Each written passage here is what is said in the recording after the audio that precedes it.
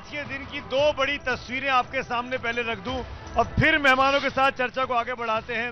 वित्त राज्य मंत्री भगवत कराड़ बजट पेश करने के पहले घर में पूजा पाठ करते हुए दिखाई दिए कैमरे के सामने, और दूसरा बयान आया दूसरे वित्त राज्य मंत्री का, जो पूजा पाठ का तो नहीं था लेकिन आम आदमी को राहत देने वाला बयान था।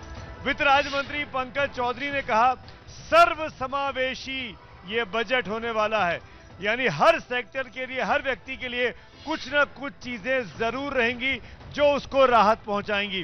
तो अगले 2 घंटे तक ये जो उम्मीद बनाई है दोनों वित्त राज्य मंत्रियों ने, इस पर कितना खरा उतरेंगी निर्मला सीतारमण, उनकी बॉस वित्त मंत्री, उस पर हमारी भी नजर है, हमारे एक्सपर्ट्स की भी नजर है। लेकिन आपको बता दें, एबीपी न्यूज ने अपने ट्विटर हैंडल पर एक पोल चलाया है, हैशटैग है एबीपी जन मन धन, जिसपे जाकर आप भी अपनी राय दे सकते हैं। और हमने उस पोल में पूछा है इस बजट से आपको क्या चाहिए। अभी तक जो पोल के नतीजे आए हैं, 57% लोग कहते हैं उनको रोजगार चाहिए। इन 57% लोगों को निर्मला सीतारमण और उनकी टीम को खुश करना है, रोजगार की उम्मीद है। 57% लोग कह रहे हैं। 24% लोग कहते हैं उनको टैक्स में छूट चाहिए। अच्छी पढ़ाई के लिए 15% लोगों ने वोट किया है, और दवाई, सस्ती दवाई के लिए 4% लोगों ने पोल किया है। तो इन पैमानों पर खरा उतरना है निर्मला सीतारमण को। क्या निर्मला सीतारमण खरी उतर पाएंगी? तमाम एक्सपर्ट्स मेरे साथ एक बार बातचीत करते हैं, उनके पास चलते हैं। और सबसे पहले बात करना चाहूंगा, चलिए एक बार आशीष के पास चलते हैं, वित्त मंत्रालय की ओर, जहां पर निर्मला सीतारमण निकलने वाली है। आशीष के पास चलते हैं। जी बिल्कुल सुमित जी, आपको मैं तस्वीरें दिखाता हूं। सीधे सामने यहाँ सिक्योरिटी अलर्ट हो गई है। मेरे कैमरामैन अब आपको सीधे सामने की तस्वीरें दिखाएंगे। निर्मला सीतारमण अपने दोनों एमओएस के साथ बाहर आने वाली हैं, और पारंपरिक तस्वीर होगी सुमित जी यहाँ पर, जिसके बाद वो यहाँ से निकल के राष्ट्रपति के पास जाएंगी। बड़ा दिलचस्प होगा देखना कि उनके हाथ में क्या होता है। आपको याद है उन्होंने हमेशा परंपरा तोड़ी है, ब्रीफकेस से अलग पहले बही खाता लेकर रख के आई थी। पिछली बार उन्होंने डिजिटल बजट पेश किया था। संभव है कि इस बार भी डिजिटल बजट ही पेश करेंगी। देखना बड़ा दिलचस्प होगा। यहाँ की तस्वीरें, उससे इंथुजियाज्म भी पता चलेगा, और उनकी बॉडी लैंग्वेज से मुझे लगता है काफी कुछ समझ में आ जाएगा कि किस तरह का बजट पेश होना है। सभी की दिलचस्पी है ये जानने में कि आखिर चुनावी बजट होता है या ज्यादा फोकस होता है इकोनॉमी को रिवाइव करने का। कोविड का बहुत बड़ा चैलेंज मोदी सरकार के सामने रहा। इस तरह की चर्चा है सुमित जी कि संभव है फोकस हो कि जो एसेट्स है गवर्नमेंट की, जिनको एम करती है मोदी गवर्नमेंट बेच करके पैसे जनरेट करने के, और उसको बड़े इंफ्रास्ट्रक्चर प्रोजेक्ट में लगा करके एम्प्लॉयमेंट को जनरेट करने, इन चीजों पर फोकस होता है, या फिर कुछ रियायतें दी जाती है। बस चंद लम्हों में वित्त मंत्री सामने आने वाली हैं अपनी दोनों एमओएस के साथ। ये देखिए, आपको तस्वीरें दिख रही होंगी, अब वो निकलने ही वाली हैं। ये सीधे तस्वीरें नॉर्थ ब्लॉक से, वित्त मंत्रालय से, जहां ये एक एक करके अधिकारी निकल रहे हैं। पीछे से वित्त मंत्री आएंगी, दोनों एमओएस उनके साथ होंगे, जिसके बाद राष्ट्रपति भवन जाने का कार्यक्रम है, और उसके बाद वो पार्लियामेंट पहुंचेंगी, जहां पर कस्टमरी कैबिनेट होगा, बजट को अप्रूव किया जाएगा, और उसके बाद 11 बजे निर्मला सीतारमण अपना बजट पेश करेंगी। चौथा बजट है, आ गई। आप देखें तस्वीरों में सामने निर्मला सीतारमण आ गई हैं, और मोदी सरकार का 10वां बजट है। उनके हाथ में उसी तरह, पिछली बार की तरह, अशोक के स्तंभ के साथ वही डिजिटल बजट अपने हाथ में उन्होंने टैब लिया हुआ है। और ये दिलचस्प तस्वीरें हैं, देखें, बहुत पूरे देश की उम्मीद है कि आज इस पिटारे से क्या निकलने वाला है। अधिकारियों के साथ खड़ी हैं, अपने दोनों एमओएस के साथ खड़ी हैं। पहले ही ये कहा गया है वित्त मंत्रालय की तरफ से कि किसानों के लिए जरूर एक फॉरवर्ड लुकिंग बजट होगा। एक बहुत बड़ी चुनौती थी मोदी सरकार के सामने, किसानों के आंदोलन को देखते हुए उसको एड्रेस करने के लिए कैसे कोशिश करती हैं। अब वित्त मंत्री यहां से निकलने वाली है, सभी लोग मास्क हैं, ये भी बड़ी अच्छी बात है। अब उनकी गाड़ी सामने लग रही है, सीधे राष्ट्रपति भवन जाना होगा।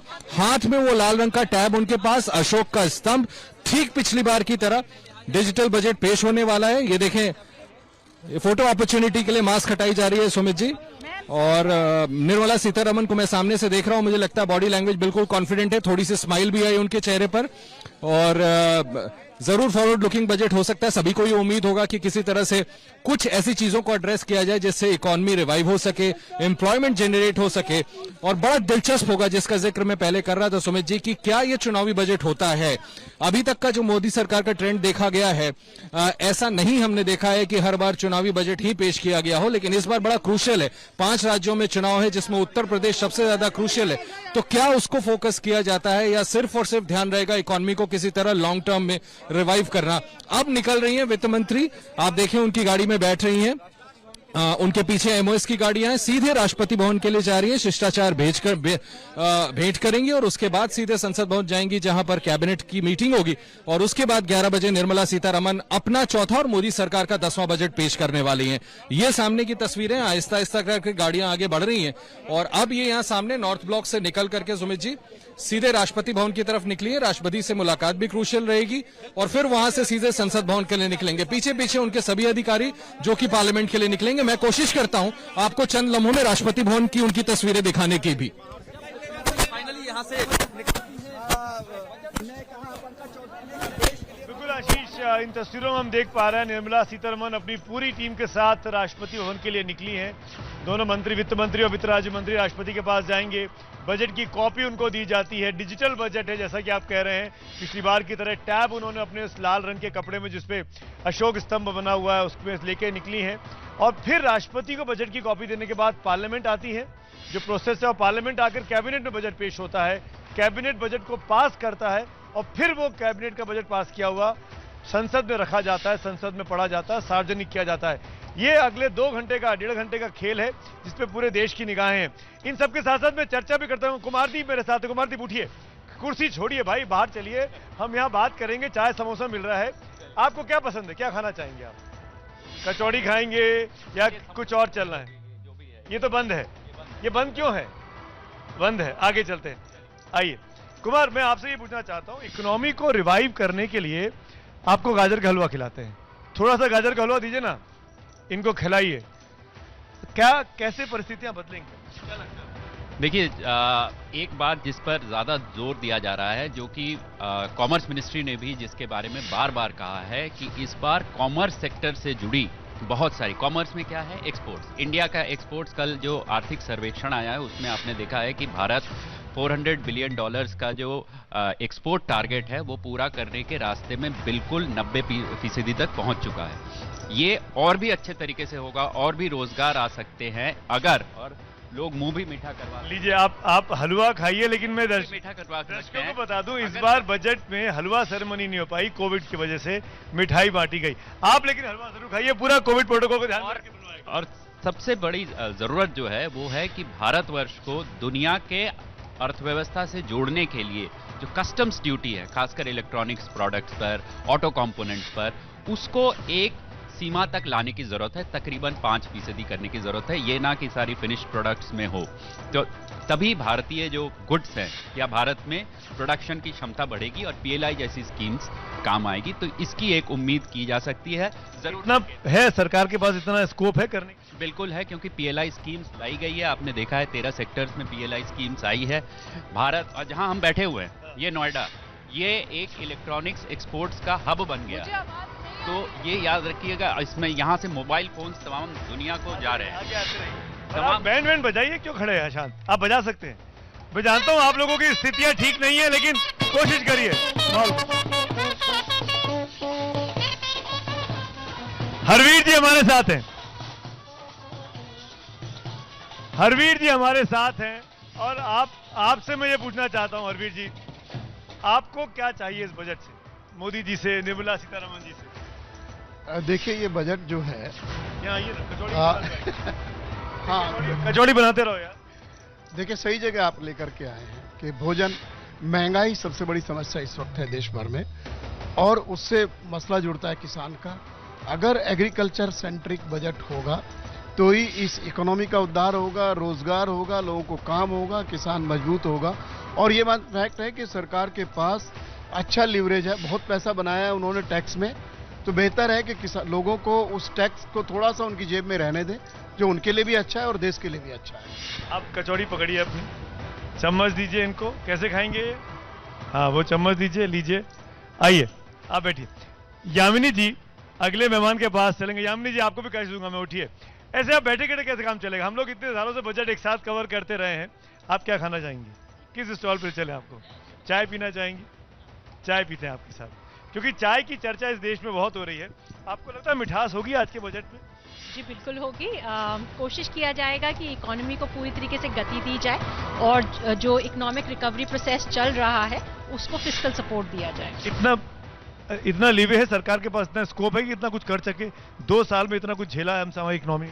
जी बिल्कुल, अगर आप देखें तो सरकार ने कोशिश की है कि अपने खर्च के द्वारा लोगों तक मदद पहुंचाए, चाहे वो फ्री राशन हो, खाने की सुविधाएं हो, आत्मनिर्भर अभियान के द्वारा एमएसएमई महिलाओं को और फार्मर्स तक पैसा पहुंचाने की कोशिश हो। कोशिश ये भी की गई है कि फिस्कल डेफिसिट को ना ध्यान रखते हुए उसे 9.5% पे लेकर के, या जो 12% पे गया उसको भी आगे मद्देनजर रखते हुए लेके जो है सुविधाएं दी जाएं, कैपिटल एक्सपेंडिचर किया जाए। आप तो महिला है, इस कढ़ाई में क्या है? इस कढ़ाई में तेल है। इस तेल ने तेल निकाल दिया है सरकार का। और सबसे अधिक एडिबल ऑयल के जो दाम है, अगर आप देखेंगे, कंपैरिजन करेंगे 14 के मुकाबले अभी 22 का, तो लगभग 200 गुना की वृद्धि है अगर हम परसेंटेज में देखें। इसके लिए आपको लगता है सरकार के पास कोई प्लान होगा? जी देखिए, महंगाई का जो दर है वो बहुत ज्यादा इसलिए बढ़ रहा है कि उसके दो मुख्य कारण हैं। एक तो इंटरनेशनल क्रूड ऑयल प्राइसेस बहुत ज्यादा है और दूसरा $90 चेन बॉटलनेक्स आए हैं, खास तौर पे क्योंकि पेंडेमिक था और लोगों को घर पे ही रहना पड़ा। जो वर्कर्स हैं वो अपने गांव चले गए, उसकी वजह से फैक्ट्रीज अपनी पूरी प्रोडक्शन पे नहीं आ पाई हैं। और अगर आप देखें तो होलसेल प्राइस इंडेक्स में डबल डिजिट है, पर जो रिटेल लेवल पे है उसमें 5% जो टारगेटेड लेवल है उसके अंदर अंदर है। जैसे जैसे वैक्सीनेशन का प्रोसेस होगा, ओमिक्रॉन आने के बावजूद बूस्टर डोज लगवाई गई ताकि फ्रंटलाइन वर्कर्स और 60 के ऊपर कोशिश की गई कि इकोनॉमी के जो रिकवरी प्रोसेस है वो स्टॉल ना हो और जो सप्लाई चेन्स है वो ठीक तरीके से रहे। पेंडेमिक में अगर आप देखें तो जो फूड सप्लाईज हैं वो किसी भी तरीके से असर नहीं हुई। पूरे पेंडेमिक में लॉकडाउन के दौरान एग्रीकल्चर ऐसा सेक्टर था जिसने कंटिन्यूअसली कंट्रीब्यूट किया और लोगों तक दवाइयां और लोगों तक खाना पूरी सहूलियत के साथ पहुंचा है बिना प्राइस इंक्रीज के। चाय बन गई है आपकी, चाय बन रही है, इनफेक्ट बनी तो नहीं है, लेकिन मैं एक चीज कहना चाहूंगा, आप जो बातें कह रही हैं उससे उम्मीद जगती है। पंकज चौधरी जी जो कह रहे हैं उससे उम्मीद जगती है। मैं ये उम्मीद करता हूं कि चुनाव है तो इससे उम्मीद जो जगी है उसको उम्मीद में शांति, मतलब सरकार जो उसको संतुष्ट कर पाएगी हम तमाम लोगों को।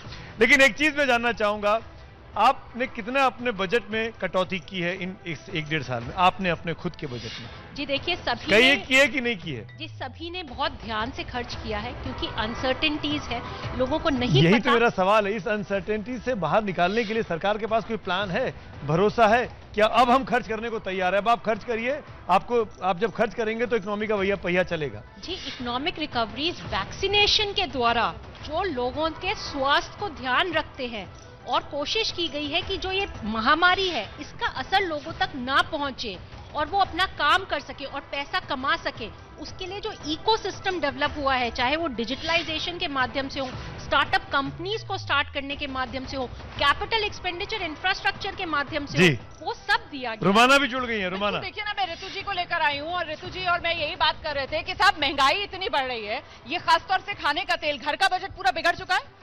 पूरी तरह से बिगड़ चुका है और सारे मिडिल क्लास लोगों को, खासतौर से महिलाएं बहुत परेशान हैं महंगाई से। और देखिए, महंगाई तो अपनी जगह है, मुद्दे तो बहुत सारे हैं इस बजट में, लेकिन जो पिछले 2 साल से हम कोरोना काल चल रहा है, तो अभी एक बात से सब लोग एग्री होंगे कि हेल्थ इज वेल्थ। तो हेल्थ इस टाइम सबसे बड़ा मुद्दा होना चाहिए। मुझे लगता है जो मेडिक्लेम है या जो हमारी मेडिसिन सस्ती होनी चाहिए, इंश्योरेंस, हेल्थ इंश्योरेंस, उस पर हमारी विदुषी वित्त मंत्री को ध्यान देना चाहिए। बिल्कुल, हेल्थ सेक्टर में क्या करेंगे वित्त मंत्री, इस पर भी हमारी नजर है। लेकिन कुल मिलाकर यहाँ पर क्योंकि खाने पीने के हमने स्टॉल्स लगाए हैं और खाना पीना एक ऐसी चीज है जिसके बिना इंसान का गुजारा नहीं है, लेकिन यही महंगाई की मार, वहां चाहे सब्जियों का स्टॉल हो, यहां पर चाय छन रही है, यहां पकोड़े बन रहे हैं और ये हलवा, हालांकि कोरोना ने बहुत कुछ बदल दिया। अब बजट से पहले वो जो हलवा सेरेमनी है वो भी नहीं हो रही है, लेकिन महंगाई की मार बुरी तरीके से पड़ रही है। हाँ जी, मिडिल क्लास का मैक्सिमम बजट जो है जाता है एजुकेशन पे, मेडिकल पे। तो as a middle class person I would expect कि वो उसको जो है उसका दर कम किया जाए। ताकि तो जेब में पैसा बचे, कुछ तो आम आदमी की जेब में पैसा बचे, बचना चाहिए ना, हो जाए जोश के साथ एक धुन।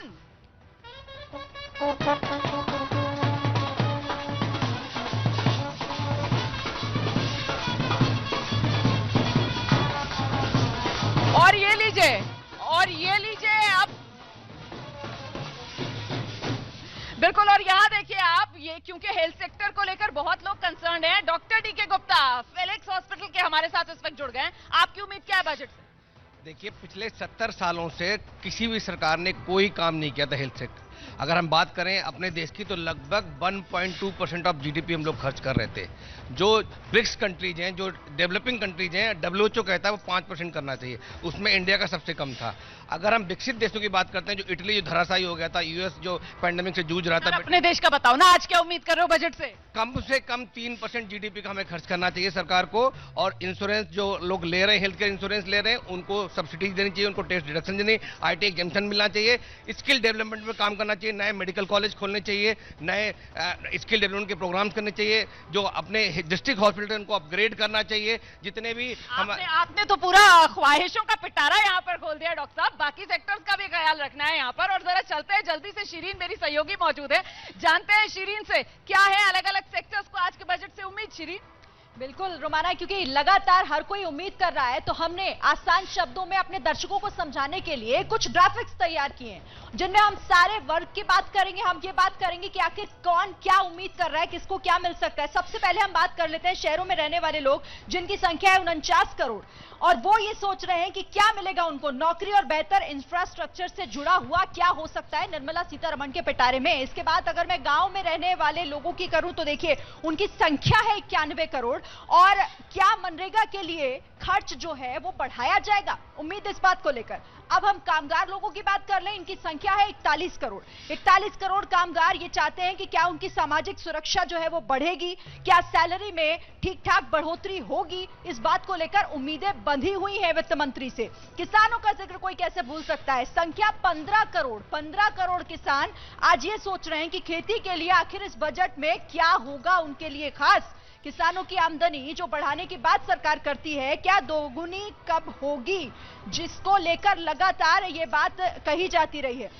और देखिए एक बड़ी खबर आ रही है, हम इन बातों का जिक्र आगे करें उससे पहले एक बड़ी खबर, शेयर बाजार में उछाल देखने को मिल रहा है। बजट से पहले शेयर बाजार में उछाल से जुड़ी खबर आ रही है। जैसा कि लगातार शेयर बाजार की भी निगाह आज लगातार इस पर होगी कि बजट में क्या कुछ होगा, तो बड़ी खबर ये कि उछाल दर्ज की गई है। ब्रेकिंग न्यूज इस वक्त देख लीजिए आप एबीपी न्यूज पर। बजट से पहले शेयर बाजार में उछाल, सेंसेक्स 500 अंक चढ़कर खुला है। आज बीएसई का सेंसेक्स 500 अंक ऊपर खुला। बजट से पहले एक बड़ी खबर शेयर बाजार से जुड़ी हुई, और लगातार बजट पर ये बड़ी कवरेज बनी हुई है।